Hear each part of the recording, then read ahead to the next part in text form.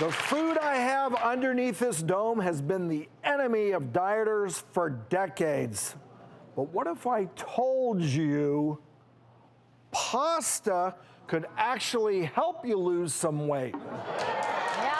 I know, pasta lover. For all of us. This is great news to me. Well, a new study found that pasta did not cause weight gain, but actually could lead to a small amount of weight loss. So what they do in this study, participants ate a serving of pasta 3 times a week. The key turned out to be the type of pasta you eat and the serving size. It's all about serving size. So let me explain. This right here that we're looking at is half a cup of pasta, about 1 ounce. That is the right size. Now, before you cook it, you put it in your measuring cup, but this is a full cup, so this is twice what you want. I have a rule of thumb. You want to use what you can grab in your fist. That's going to cook to this amount of pasta. Typically, though, this is what we do. We do double dose. Absolutely. So this is 2 times as much as we want. This is 2 cups. This is 2 ounces.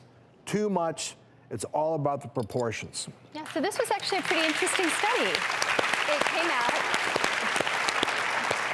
It came out in the British Medical Journal, Open Journal, and they actually found that the critical thing, aside from portion size, was also how high these pastas were on the glycemic index.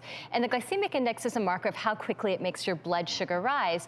So what you really want to look for is whole grain pasta, because that's going to be lower on the glycemic index, and it's going to help you feel fuller longer.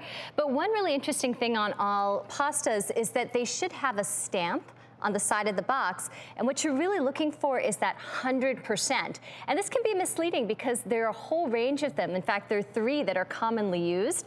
Some will just say whole grain and it won't specify the percentage. Some will say more than X percent. What you're really looking for is that 100% whole grain. So you're getting that fullness, you're getting that low glycemic index.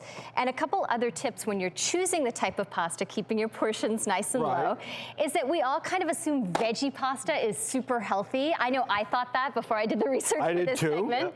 It turns out a lot of it isn't as healthy as you think, because they're still using that good old refined flour pasta and just tossing in a handful, in this case of pureed spinach, or in this case of pureed tomatoes. So not what you think. In fact, a lot of times the veggie pastas don't have the fiber, or the nutrients, or the antioxidants.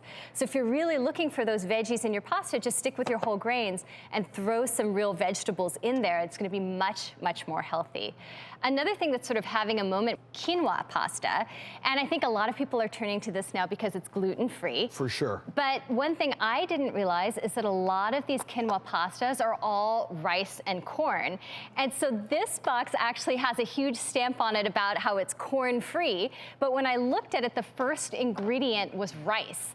So make sure that you're really reading the ingredients and making sure it's so they're mixing quinoa. rice with the quinoa. Yeah, exactly. Now, one noodle that is a really good one to look for is this 100% buckwheat. That's also known as a Japanese soba noodle. And so that's one that at least reliably you know is a reasonable choice. But you, again, just want to make sure it's 100% buckwheat, because I was actually fascinated reading these labels by how many other things were in there, and none of them were 100%.